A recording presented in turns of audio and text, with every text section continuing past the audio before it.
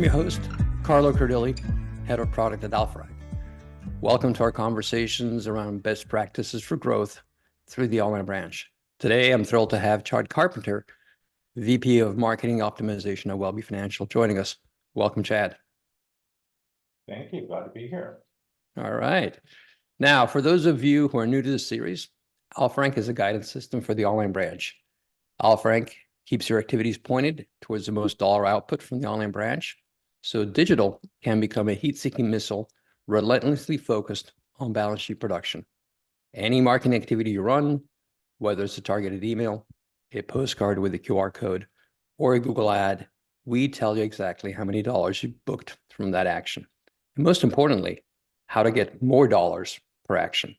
Our system is trained on over 3 billion first-party data points from 100 plus participating banks and credit unions. And from this model, we give you recommendations to first, curb abandonment, second, improve lead quality, and third, maximize dollar production. Visit us at alpharank.ai to learn more. So welcome everyone in the audience today. We want your participation and your questions. You're going to be in listen-only mode at first. Please submit your questions using the Zoom Q&A panel. When we get to the Q&A segment, we will unmute your line so you can ask the question live, and we want to have a real interaction. If you're not comfortable, we'll read it out for you. All participants will get a follow-up email from Alpharank containing links to the recording and any other info from the discussion. So, many in the industry wonder whether it's possible for credit unions to compete in the online space effectively, going up against trillion-dollar banks, especially as credit unions are much more reliant on third-party technology vendors. So today, I invited Chad because he's demonstrated that it can be done at scale. So Chad, let's introduce you to the audience. You've been recently promoted VP of Marketing Optimization. I didn't know that was a thing, but that is a thing at Wellby. So tell us about your new role and your transition and how you execute on marketing optimization. Yeah, thank you again for having me. Hello to everybody. So VP of Marketing Optimization really kind of was a roll in from other roles that I've had here. And when I came to the organization, I was VP of Digital Experience, which was really leading up to a conversion and rebrand that was going to take place that did take place in October of 2021. So that was focusing on a lot of the digital conversion, the platform conversions, also had the digital banking on. And then as the organization was kind of reevaluating some of the structure of the roles, I moved into VP of Marketing for a little over a year. But then we really were looking at, where we were going with data, what was really happening with the platforms and so forth. And with data being a love of mine, along with, website development, et cetera, it really made sense for us to bring in this optimization team so that we could, start building around that, give the focus and really shift the execution and planning and marketing to our VP of Marketing Communications, as her title is now. Great. So tell us a little bit about the rebrand, because Wellby was formerly Johnson Space Center. So rebrand and also the geographical area in which you compete. Yeah, since 1961, we were JSC Federal Credit Union, although we had a couple of name changes early on. That we were here to support the space community at Johnson Space Center, and as looking at the rebrand piece of it, at that time when we really started looking at data and surveying and finding out what how well our brand was known in the entire Houston DMA versus the Bay Area, it made sense for us to look at a rebrand to really give a name that could be recognizable and not just specific to our original employer serving there. So it took a lot of teamwork, and we did roll out the rebrand in October of 2021. So there was also the geographical competition. I mean, obviously there's, we're going head to head with, major banks as well as, other credit unions. And, to be able to expand our footprint across the DMA was going to be really important to get to the target audience and also the demographics that we really wanted to hit.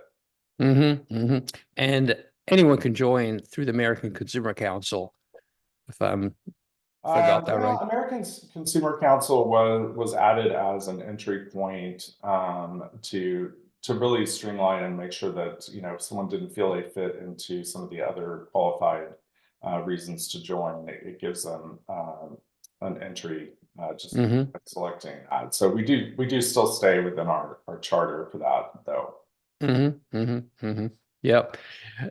So in terms of how you came to the credit union space, could you give us a quick thumbline of that? I'm sorry, can you repeat that? How you came to the credit union space? Oh, yeah. So it was kind of interesting. I was, one of the agencies that I worked for before I left agency world.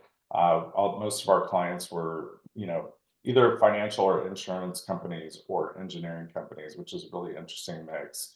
But one of the clients that I managed was a quite large credit union in California. So really where I got my feet wet, and when that agency was sold, I took a position at another credit union in Houston, and that's really where it formally began. So I was there for almost 2 years before I came over to Wellby Financial. And when you're not, crushing it with data, what do you like to do in your spare time, Chad? My relaxation is, I'm gonna just start with saying yard work, but I really like, landscape architecture and landscape design. So just like kind of getting out and being able to make all of that, grow and do the beautiful design and kind of bring it to life. So it's just something else. Yeah, so you're always creating. Yeah. All right. So Wellby, 2.6 billion assets, but only 21 branches. So the online branch has really got to be the primary growth engine for the credit union. Can you tell us a little bit about the strategy that you have in place for 2024 and how being in charge of optimization, which is really, how you expect it to get more for less? Yeah, I think a successful digital strategy, if you're looking to get more for less, which I'm sure everybody is, starts with, a smart use of data, leveraging the technology that you have, optimizing all resources, and that's internal for team members as well. Creating the right content, being, agile with the team, and being able to pivot easily based on what's going on in the market. Obviously a focus on ROI, building those member relationships, and, last but not least, really just kind of constantly innovating. So tell us a little bit about what I think of as a stack, the team, agencies you have, websites, point of sale. Obviously, we're part of that solution. You could give us the big picture. Yeah, so the marketing optimization team right now consists of a website and digital optimization lead, and we also have a marketing data analyst, and we're looking at some additional roles that could kind of fill in some of the gaps of work a little bit. But we all kind of wear a lot of hats. We do work with a digital ad agency for our paid search and programmatic, and we have a web development agency that we work with for our website development. And our website CMS is Optimizely, so it's fairly robust, gives us quite a bit of capability, especially when it comes to personalization. Marketing, I'll say automation and CRM is HubSpot. And obviously point of sale, Meridian Link, and as you said, Alpharank. You shared a funny story with me. I think it'd be interesting for the audience to hear that about when you first encountered us, and then you had a discussion with your then newish management team. Oh, yeah. So we had some leadership changes, and thankfully, our CEO, Marty Pell, and my leader, Richard Soul, who is the chief strategy officer, they came in, and immediately I knew they were data people, and as many can relate, that isn't always the case. People like to speak about being data driven, but whether they really put that data to use and make something happen with it is completely different. So when we first started, I would say kind of doing our kind of initial testing with Alpharank, I met with Richard and Marty, and also our chief lending officer, and the the big piece was that we'd never had a full flow through of ROI from the website to the app. We knew people went, to the app, but we didn't know really everything that happened by channel. And Marty and Richard were ecstatic about being able to see what was actually happening on the channels finally with all these digital channels. And I think really made it clear that they had been looking for that type of resource and tool even before they came here to Wellby Financial. So it was a very celebratory moment, and that we felt like we had a missing piece that we're Mhm. able to Mhm. utilize. Awesome. So with that missing piece in place, what's marketing optimization in practice, as you've practiced it at Wellby? Yeah. I mean, I think generally speaking, and how I approach it, how Richard approaches it, it's really that process to improve, marketing efforts to achieve the company's goals, the organization's goals. Really involves collecting, analyzing data to measure and report the campaign performance, but what is also happening with the I would say the efficiency of the applications, and of course the journey for somebody to get to that application. What are roadblocks? What's working well? So we obviously want to look at the target audience. There's the data analysis to guide marketing initiatives, and our Marcom team is excellent at taking data and being able to make decisions with us. So we work in conjunction on that. I think tracking processes is essential, and I said maximizing campaign performance, but that is involved in while it's happening, not just when it's over. So you got to look at enhancing that engagement, and are we delivering the messages to the right target audience at the right time? Are we maximizing our effectiveness of the spend on the channel, and really taking the time to identify and then also execute the optimization of the channels. Mm-hmm. Tell us a little bit about what I'll call the somewhat surprising experience you had with your funnels. Yeah, so this again, kind of when we first started working together, I had some assumptions, I would say, about which channels were performing. Mm-hmm. I would say I wouldn't necessarily say the best, but performing really well, and probably the leader channels.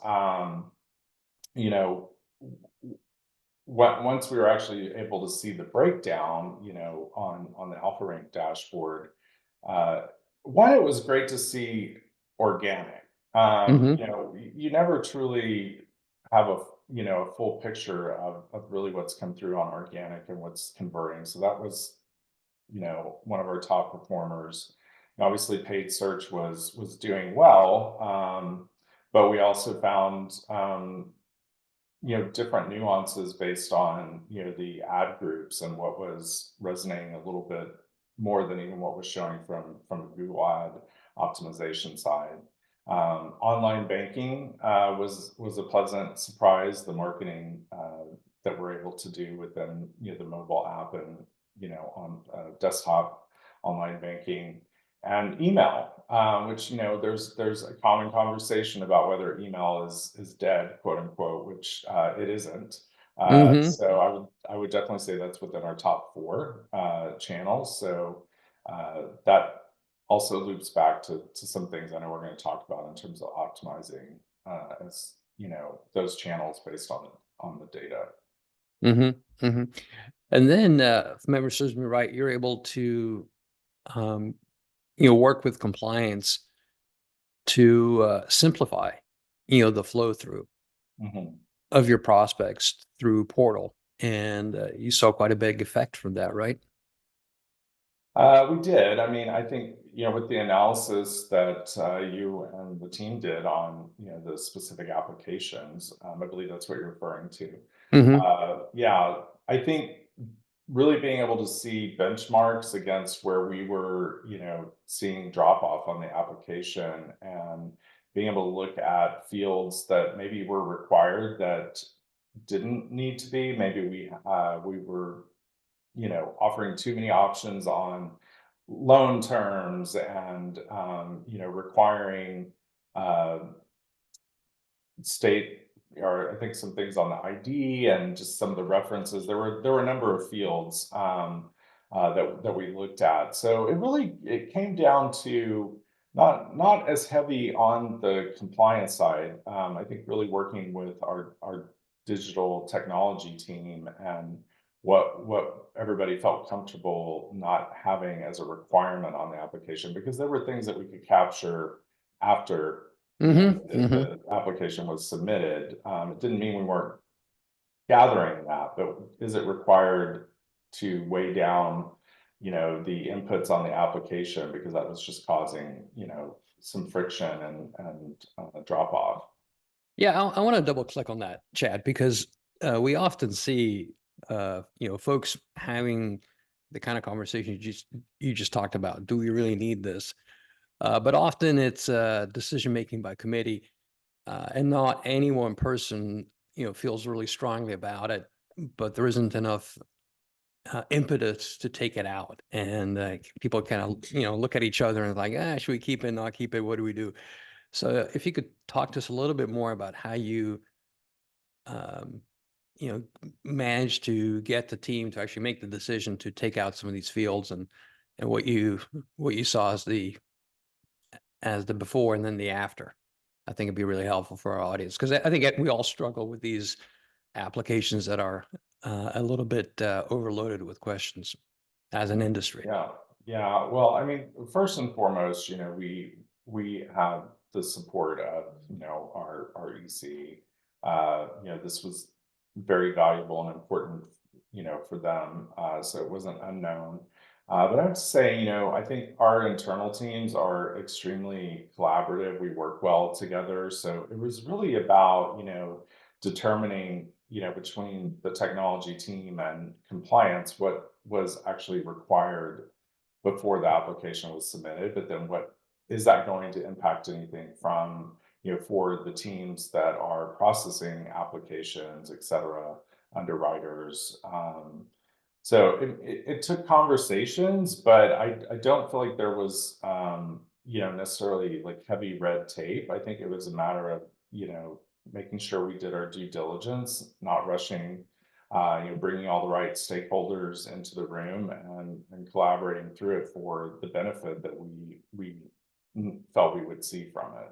And I think the results, at least from us as impartial advisors, the folks holding the stopwatch, the results have been amazing. Our first month with you was July 2022. By July 2023, last year, your deposit taking efficiency was up by 72%. You went from a million or so a month in online deposit taking to well into, double digit millions per month on the deposit side. So that's just fantastic to see. Um, and then you also, I think you mentioned, going back to that discussion you were having about channels. You found some channels really surprising Mhm. in terms of their efficiency and contribution. So I think everybody out there is struggling to understand beyond basic Google searches, what should I do? So it'd be great if you could share some of that insight, Chad. Yeah, absolutely.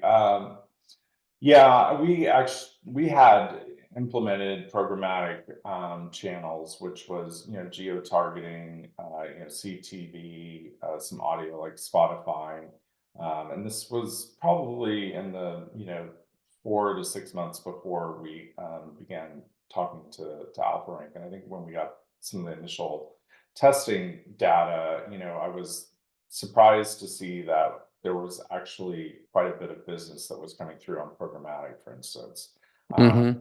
We didn't really have that line of sight prior, and I had actually just canceled some budget to go into programmatic, and we changed our mind based on that. In Q3 of 2022, we were in a low interest rate environment. So going into 2023, we knew we had to generate more deposits. There was inflation, there were increase in rates, and when you think about that from a credit union standpoint, is like how can we help our members given this current environment? Mm-hmm. We listened to a lot of members, and it definitely included streamlining, making sure the application was as streamlined as we could make it. But it also was about the offers. Our REC, the pricing committee, Jen, our VP of marketing communications, all the stakeholders that came together to really look at the data and what the feedback from our members, what were the right offers to make, and we did lean into certificate offers as well as incentives for savings rates based on an active checking account, for instance.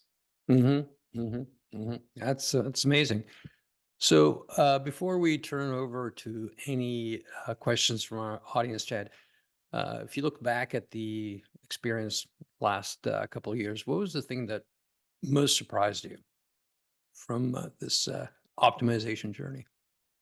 I would say probably the immediate impact of really tweaking the funnel, looking at where we could improve that drop off point on the application. I think in the first few months it was a 12% increase in completed applications and 22% for the 6 month period. I may be wrong on that. You may have to correct me. And you told me, before we started on the analysis of the applications, what an impact would have. And I would say I was sort of like, yeah, we'll see.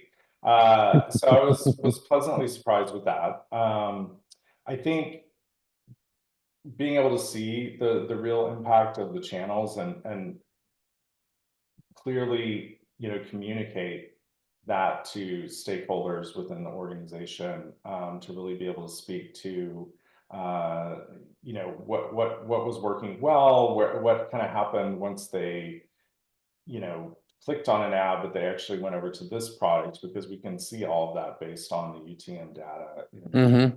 So we know where they started, depending on the channel. So I think from a digital business standpoint, including like that example for programmatic, Mm-hmm. we were able to really see what was actually happening and not just measuring how many people clicked on the apply now button. Mm-hmm. Mm-hmm. So yeah, that's absolutely true. I think the important thing to think about, for all of us in this optimization business is that from the point that a prospect is, clicking that apply now or open now button, the signal their interest, you already exposed them to the product. It's either a user-friendly vehicle loan or a nice checking account. From that point onwards, it's really on us to get them to finish that application and get them in the door, because they've told us I'm here and I want this. So make it easy for me to get it. So with that, Josh, what questions do we have here from the audience? Sure thing. So we have one from Frank from People's Community Credit Union, and he asked, you mentioned simplifying the app portal. I'm told I need to run this stuff by compliance. How are you able to navigate that? Well, yeah, definitely always run everything by compliance. I would get my hand slapped if I didn't say that anyway.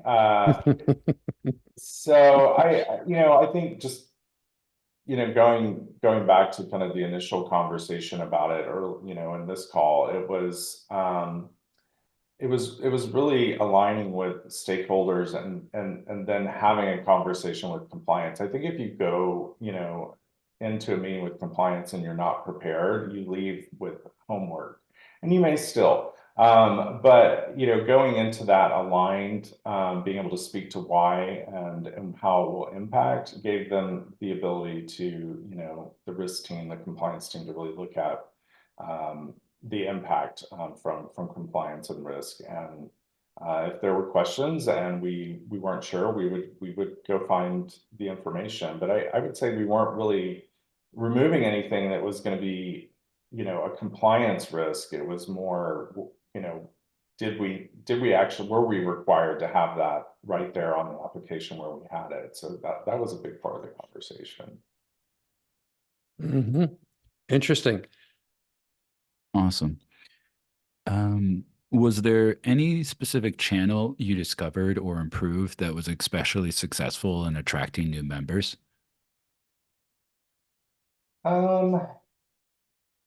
New channel, I would say, well, one thing that was interesting, and I wouldn't say it was the largest traffic channel, but one thing that we weren't able to track very well was what was happening with even, e-billboards in a branch, or,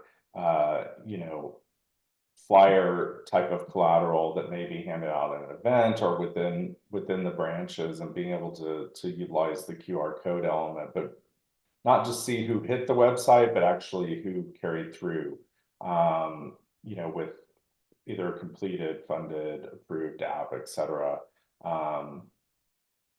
And I didn't really speak to it, but it kind of ties to this, because I think the other part of it was being able to see the lifetime value with Alpharank has been a big win too. It's not, you can't do ROI based on the amount of the loan that was funded. So to really be able to calculate that, kind of comes back to what did we see on the channels, so there was definitely that element of print that I think came into play, direct mail included. And, again, I think email was probably a huge pleasant surprise, but it also taught us, more about automation. How can we automate those, the messages at the right moment? And we're still in, a big process with how we want to approach different aspects to really drive them, where we want, and for them to receive information that is going to be truly helpful to them, and not just a blanket, message. And then, I think it just kept us moving in the right direction. We're looking at AI and propensity of membership, so it kept building. So I think it was multiple arms there, not just one channel that really stood out. Although I think when you mentioned programmatic seemed to be, if I remember correctly, you had mostly focused that towards new membership, correct? Yeah, I mean, I think it's like most things, similar to like a display ad. Programmatic, is a brand awareness arm, and I would say 60 to 70% of it. But we actually drove, quite a bit of new membership through those channels. So we wouldn't have really been able to see that. So I think that definitely made us more committed to it, and also helped us see sort of the pipeline of it. It definitely has an ebb and flow, but we were kind of, you get knee jerk about, money that you're utilizing that just isn't producing anything, when really you may be making the decision too quickly without actually understanding the pipeline of that particular channel. And in fact, talking about programmatic, one of the things that we saw talking about saving money is that the smaller ad units, so the smaller banners, tend to be much more productive than the larger formats. So if you take out a big banner that takes up the whole page, not as effective as having more impressions, but with a smaller ad unit that perhaps sits on the top right. So any folks out there who are having programmatic, generally smaller is better. So It's true, and there's more real estate for it. But looking at efficiencies, it's like, do you need your design team doing all of these, display ad sizes when you know what's really getting placed more and what's driving the most traffic? So there's, your team efficiency there as well. absolutely. Absolutely. Want to make time. There's a couple other questions that came in. So Josh, what do we Sure have? thing. Yeah. What were the most effective updates made on Meridian Link / the app portal application side to increase application completed rates? I would say, we had a lot of reference fields that were required that just weren't necessary before submitting the application. Making a small change like defaulting the ID state to Texas so that somebody didn't have to choose that. They could always choose a different state, but we had a lot of just, I'm going to use kind of the auto application as an example here, but we had a lot of terms listed that weren't really the top three. So it was a long list. It was a little overwhelming. People, I think, could feel that they weren't sure what to choose. So we slimmed that down. We also more clearly indicated any kind of documentation that they might need to upload, and really focused on what was necessary. I think there was some confusion with what do I need to upload. So it wasn't necessarily removing a field, it was clarifying it. Yeah, I think as for the audience member who asked that, as a general rule of thumb, think about the user interface. So you're asking somebody to fill in a state.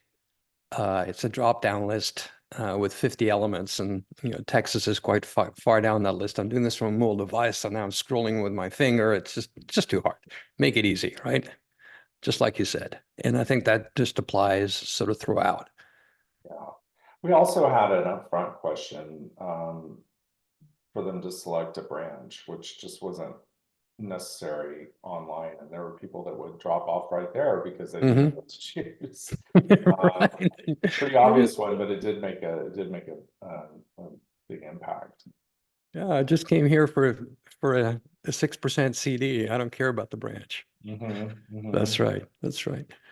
Back to you, Josh. Sure thing. So deposits are still a big deal for us. Can you expand on driving deposits through online CDs? Their management is afraid of transfer fraud, so they're worried about, the fund at the branch, and which puts them in a disadvantage given to customers that have to drive to the branches.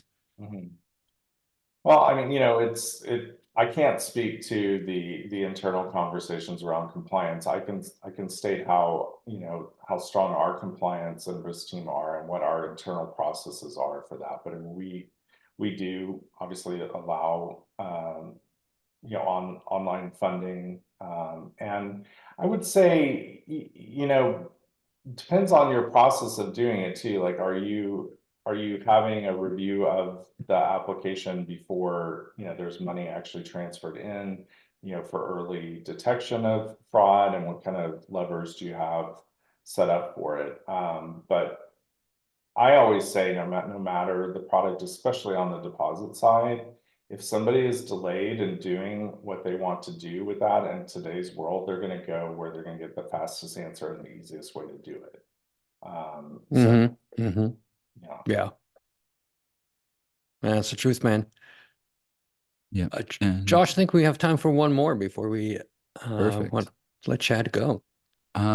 So with rates falling again, they're focused on online lending, and internally they're split between, should they be emailing existing customers with the next best product, or should they focus more on new digital trends such as Meta, TikTok, all of that stuff for the new generation? What are your thoughts?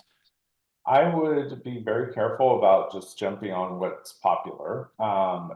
is that where your target audience is? Because you can take a lot of shots in the dark, but if, you know, if you're not making decisions based on data and what your messaging is and where the best audience for that message will be, then, you know, it's not what people would call a data-driven decision, in my opinion. It's really easy to assume that that audience is going to be here, but I think you got to look at how you're able to communicate it, find if that demographic fits there, test it out. We're all about testing, but you know, definitely use the data on your membership and through your CRM to understand where those different personas lie and what's the best way to get your message to them. Yeah, to that I would add, before sort of approaching new channels like Meta and TikTok as the two examples, I would have an internal conversations about the kind of credit scores and the kind of qualifier scores that you're comfortable working with on the deposit side. And then, like you said, test. And are we getting the kind of folks that we're looking for? So if you're caught off at 640 and above for a vehicle loan, be prepared to figure out what to do if you're going to get, a bunch of 550s and below, which you might get on TikTok. And, do you have the product set to be able to service those kinds of borrowers, which might be that younger generation, could be credit challenged, and could just not have a thick credit file at all. So data driven is the way to go. Yeah, and I think, you know, the days of creating something with the hope of it being viral is not really what we live in. And TikTok is, you know, really about I think virality, for lack of a better word, and probably, and you know, my thoughts on TikTok overall are just it's probably not the right audience for, you know, credit unions and banking. I could be wrong on that, prove me wrong. But no matter Nobody's what, proven you wrong yet, Chad. yeah, you know, I think as Carlos said, I mean, you know, where that data comes together on your current membership, like what does your current membership look like? And you know, when you're looking at a younger demographic, you know, really research from a, you know, even from a persona standpoint, what do they like on social media and where are they and what kind of, you know, when I say what do they like what kind of media? Is it video? Do they like, you know, we for instance, we know they don't like it to sound like advertising. So how you word that and speak to what they need is going to be really valuable. Well, Chad, you've been amazing. Before we close out, if you could just, summarize in 3 bullet points, what would your top 3 tips or prescriptions be for marketers who are thinking about entering this world of marketing optimization and data-driven expansion? Yeah, I think most people are probably where we were in the beginning and definitely kind of frustrated by you know, efforts to drive growth and being able to properly measure it. You know, we needed the visibility, we needed you know, understanding of what was happening to really optimize the journey, and that's ongoing. So there's never a one and done.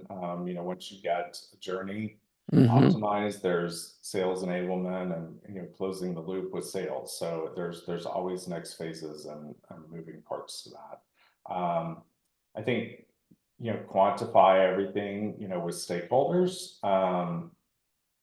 Really speak to why a specific step in the application may or field may need to be altered or possibly even removed or just made to where it's not a required field.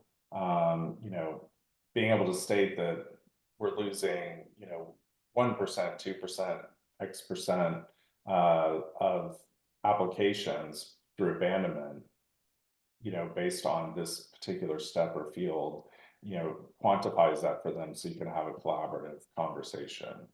I'd be remiss not to say, you know, if you're struggling with what's really happening online, you know, Alpharank definitely could could fill in, you know, the missing information and take you to the next level pretty quickly. So I think that's really valuable. And I'm going to add a fourth one. You know, obviously last year was a huge rush of AI. I think, you know, determine how you can utilize, you know, AI for, you know, propensity, or, you know, what's really happening with this data. You know, even going back to that question on where you should put some of your money for younger generations, you know, you can find out a lot with some of the technology coming about. Well, Chad, thank you. You're a champion of the space. So I encourage everybody who listens to this call to take the suggestions and put them in practice, and, you know, let the data be your shining light. Chad, on behalf of the audience, thank you so much. It's been amazing. Yeah, thank you. It's great to chat. All right. Have a great day, everybody. Have a great day. Bye-bye. Bye.